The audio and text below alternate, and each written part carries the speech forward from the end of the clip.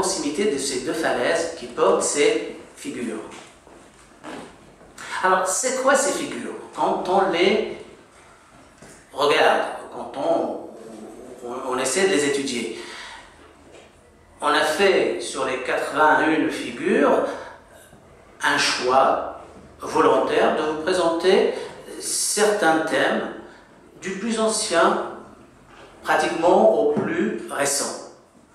Vous avez par exemple la première figure qui se trouve à gauche, deux figures, une animale qui représente un bovidé gravé et un personnage peint sous cet animal. Et c'est deux périodes différentes.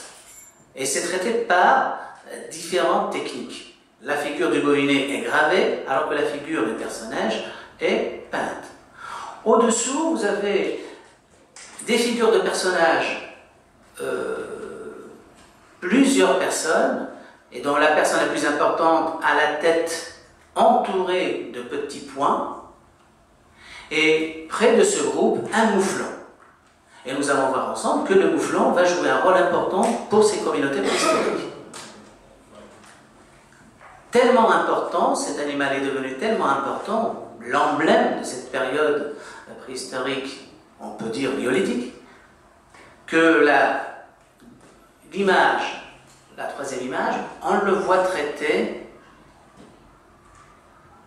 en aplat, superposant d'autres figures, certaines anciennes, d'autres peuvent être contemporaines. On a toujours ce problème chronologique quand on traite de l'art rupestre. Et vous voyez bien qu'on a des animaux qui demandent beaucoup de pâturage, comme les éléphants, ou des espaces escarpés, comme pour le mouflon, et puis des formes énigmatiques qu'on n'arrive pas à lire, qui sont ces signes symboliques, et puis des cornes qui peuvent signifier le mouflon. Forcément, ces figures sont en partie effacées. C'est pour ça qu'on ne distingue pas le reste de l'animal. L'abri des éléphants nous offre une frise importante de 5 éléphants. Vous voyez bien le mouvement de l'animal, la manière dont il est traité avec un contour gravé et la surface interne de l'animal piquetée. Et on remarque sur les deux extrémités de la frise l'intervention du mouflon, un personnage, une forme, des cupules, une forme énigmatique. Et là, on va remarquer qu'il y a déjà un début de traitement de l'image du sujet littéralement, une sorte de bas-relief. L'image est gravée, elle est approfondie, le trait est approfondi. On passe vers d'autres styles, beaucoup plus récents par rapport à ces figures éléphantines, des personnages qui forment une sorte de ronde autour de quelque chose qui est une forme serpentiforme. C'est des personnages, 1, 2, 3, 4, 5, qui sont pratiquement en mouvement, on peut l'imaginer. Le deuxième groupe nous offre aussi des personnages, des animaux indéterminés qui peuvent être des ovins, des cygnes, et puis, pour une période récente, les épigraphistes latinistes peuvent comprendre de quoi il s'agit, c'est les premières formes d'écriture qui peuvent être libiques. Donc nous sommes pratiquement dans une période finale. On a essayé de faire une synthèse de l'ensemble de ces figures que le site de Caffantaria présente. Vous remarquez bien que le thème personnage est important. On accorde beaucoup plus d'importance et de présence à l'homme, suivi de l'animal chassé par l'homme, le mouflon, l'éléphant, et puis on a le reste qui sont des formes énigmatiques, des signes, des ponctuations, etc. On présente un autre sujet, un autre site, avec des sujets pas tout à fait différents de ce qu'on a vu jusque-là. Il s'agit de mouflons, mais qui sont traités de manière différente, ou de félins, ou de personnages. Alors vous avez ici un mouflon bondissant. On le reconnaît par la forme de ses cornes. et juste à côté, un autre mouflon qui est traité de là différemment, mais il est toujours reconnaissable par ses cornes. C'est exactement les mêmes figures qu'on a découvert avec Al-Darzaq du côté de Oued Bousselman, et il y a deux bouquetins bondissants. Elles n'étaient lisibles et reconnaissables qu'avec la paire de cornes. Sinon, si on enlève les cornes et qu'on regarde le reste, c'est indéfinissable. Vous voyez bien que l'homme accorde une importance importante à cette partie de l'animal qui permet de le reconnaître. Il n'y a pas que l'animal que l'homme peut chasser, manger, qui est difficile d'atteindre, parce que c'est un animal qui s'adapte à un environnement montagneux, escarpé. Il y a aussi le félin. Ici, nous avons une panthère aux aguets, parce qu'on voit bien l'oreille, on voit bien comment elle est représentée. Donc c'est tout simplement pour aussi peut-être signifier le danger dans lequel évoluait cet homme, ou peut-être le concurrent qui lui aussi doit se nourrir de ces mouflons. Un personnage, si vous regardez ces personnages-là et ce personnage comme il est traité, il a subi un traitement différent. Il nous représente un thème personnage différent qu'il faudrait bien sûr interpréter, et c'est ce que nous allons faire dans la publication du texte. On a aussi là fait un tableau de synthèse pour montrer quels sont les thèmes les plus importants que l'homme a traités, que cet homme préhistorique a dessiné, a peint. On retrouve que, pour ce site de Kaftafana, on nous a montré juste un échantillon, on retrouve que l'homme est toujours important avec 9 figures, et l'élément important c'est l'autruche, qui est adapté beaucoup plus à une plaine qu'à une montagne, et puis le mouflon qui vient juste après, qui lui était l'animal important pour ces communautés préhistoriques. On va plus loin dans la zone 2, donc El Haria, qui est à quelques kilomètres d'El Khroub, vers l'est. Le Kaf Tassenga, de l'Oued Tassenga, ce site offre 57 figures, et on vous présente ici quelques-unes de ces figures. On a toujours le thème mouflon qui revient. Cette fois, on le voit traité différemment. La forme des cornes, la forme de la croupe, du ventre, etc. Le mufle. Suivi d'un animal difficilement lisible, mais qui peut être un félin. Et puis, le thème personnage qui va subir une transformation et un traitement différent. Là, nous sommes pratiquement dans du bas-relief. C'est-à-dire que l'image, elle est en relief par rapport à la roche. Donc, il y a tout un travail fait par l'homme pour dégager et donner naissance à cette forme qui va être en relief, contrairement à ce qui se faisait jusque-là. On creusait la roche pour donner forme au sujet qu'on veut dessiner, qu'on veut graver. Vous voyez bien que ce personnage, pour la première fois, on le voit, le visage est indiqué. On sait bien qu'il a des yeux, qu'il porte une barbe, avec des formes symboliques qui l'accompagnent, au niveau du bras et au niveau du mollet gauche. Les doigts de pied et de main et de la main sont indiqués, donc on est dans le détail, et ces détails nous donnent des informations importantes pour l'interprétation par la suite, et que le bras gauche est prolongé par quelque chose. Et nous allons le voir plus loin, que d'autres figures sont représentées de cette manière, mais qui symbolisent quelque chose. Nous sommes aussi dans cet art néolithique qui nous montre un personnage qui n'est pas différent de celui-là, les bras ouverts, les pieds, etc., avec son sexe magnifié, donc ce qu'on appelle les personnages équivalents dans la littérature classique. Peut-être que ce personnage symbolise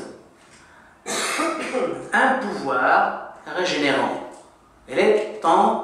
Ça symbolise la fertilité.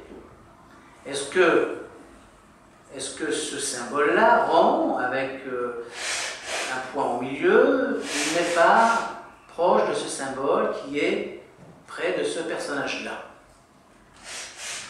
On le trouve aussi, ce personnage, associé à des animaux domestiques. Nous sommes là dans un processus de domestication engagé et affirmé. Il est affirmé parce que ce personnage, elle est associé à des animaux, un ovin et un bovin, avec un objet quadrangulaire qui peut être un bouclier. Et on voit bien que le visage n'est pas indiqué parce que ce n'est pas ça qui intéresse l'homme, c'est pas ça qu'il voulait communiquer, c'est beaucoup plus sa relation avec son environnement animal. On ne vous a pas montré l'ensemble des figures parce que c'est d'une richesse extraordinaire, rien que cette station de Tasinga peut faire office d'une communication toute seule. On a sur les 57 figures, donc le personnage toujours dominant avec 12 figures, l'autruche très présente toujours, et surtout le mouton qui fait son apparition et qui devient l'animal dominant. Et le mouflon diminue. On a bien ici une interprétation à faire de l'importance accordée à cet animal qui accompagne l'homme. L'un sauvage et l'autre en voie de domestication ou peut-être domestiqué. Et puis le bâton, le bouclier et des signes divers qui sont des formations symboliques. Là, nous sommes toujours dans la zone 3, au prolongement de l'Aria vers l'est. On est dans Wedznati, pas loin de Galma, pas loin de la ville de Wedznati. C'est un site majeur qui offre des informations importantes. C'est l'une des pierres gravées du Constantinois importantes. D'ailleurs, ce site est classé par le ministère de la Culture de l'Algérie. Ce site offre beaucoup de figures, il y en a 166, 50 personnages, 56 moutons, 36 chiens, des félins, des autruches, des bovidés, des hippotrakes, antilopes, un équidé qui fait son apparition pour la première fois, c'est le cheval, je ne sais pas s'il est domestique ou pas, je ne sais pas si c'est un Equus cavallus ou une autre variété, et 2 signes divers. Et dans ces 2 signes divers, j'intègre l'inscription alphabétique qui est signalée par Chabot, par Xel, etc.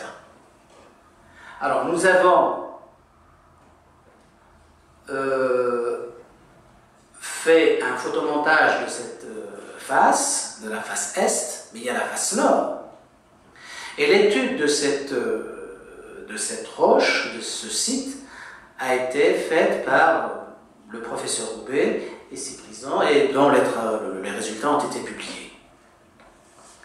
Alors, si on se base sur les relevés de Madame Lefebvre, et qu'on a corrigé sur le site, et qu'on a reproduit ici, et que Madame Roubaix a étudié et analysé, on voit bien que ce site nous présente des unités pastorales qui se définissent. Il n'y a aucune unité qui surcharge l'autre. On n'est pas dans ce système où la personne qui arrive trouve de l'art rubesque ancien sur le site et elle va le surcharger par d'autres figures.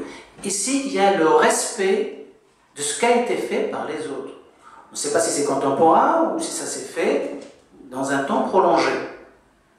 Donc ces unités nous représentent un personnage avec le bâton, sa main droite ou sa main gauche, qui est prolongé par des objets, parfois un bâton, certains l'ont interprété comme un bâton de berger, parce que c'est un pasteur, et un bouclier, parce qu'il faudrait qu'il se protège. Ce panneau nous offre aussi des animaux différents. On est dans une sorte de sujet qui se dédouble. On a des animaux domestiques et on a des animaux sauvages. Ces animaux sauvages, on vous donne ici un échantillon, un éléphant, qui demande beaucoup de pâturage, un bubal, Bubalus anticus, Saint-Cyrus. On a la panthère, qui est le félin toujours chasseur, prédateur, animal prédateur, et l'équidé gravé, qui nous présente un thème nouveau. Et je vous ai dit tout à l'heure qu'il y a la figure alphabétique qui se trouve sur l'épaule de ce boss, de ce bovidé sauvage, avant qu'il ne soit domestiqué. On vous donne aussi ici un graphique pour montrer quel est l'intérêt accordé à chacun des thèmes. On voit bien que le personnage, l'homme, est un thème majeur, bien représenté. Le mouton, qui est apparu avant, va devenir dominant dans ce site, avec pratiquement 56 figures, et surtout le chien, qui est l'animal qui va accompagner ce pasteur. Parce qu'on le voit bien ici, qu'à côté du personnage, il y a toujours le chien qu'on reconnaît par sa queue, qui accompagne le pasteur. Et vous voyez bien que le chien ne se trouve pas à l'intérieur, c'est-à-dire près de l'homme. L'animal important ici, c'est celui qui se trouve sous la protection de ce personnage, sous son bras, et que le chien se trouve à l'extérieur comme étant le deuxième rempart. Il y a une double protection de cet animal protégé par l'homme, le pasteur, le berger qui protège son troupeau, et puis le chien que l'homme a domestiqué, qui devient aussi un moyen de protection de cette richesse de l'homme néolithique. On va passer à un autre site beaucoup plus à l'est, Kaf Damous, du côté de Sadarata, on est à Sanharas. Et on voit bien le traitement de l'image qui diffère complètement de l'image qu'on a vue du mouflon jusque-là. Et on n'est plus dans cet art peint, mais on est dans cet art gravé. Et on voit bien que ce schématisme poussé à l'extrême, le sujet gravé n'est reconnaissable que par la forme de ses cornes. On reconnaît que c'est un mouflon parce que les cornes qui désignent ces formes-là ne peuvent être que des mouflons, accompagnés bien sûr d'une figure indéterminée, et même l'autruche, qui a tout le temps été représentée par avec un réalisme exprimé, ici, l'autruche aussi, est synthétisée, elle est complètement schématisée, elle n'est reconnaissable que par ce qui forme le cou et la tête, et la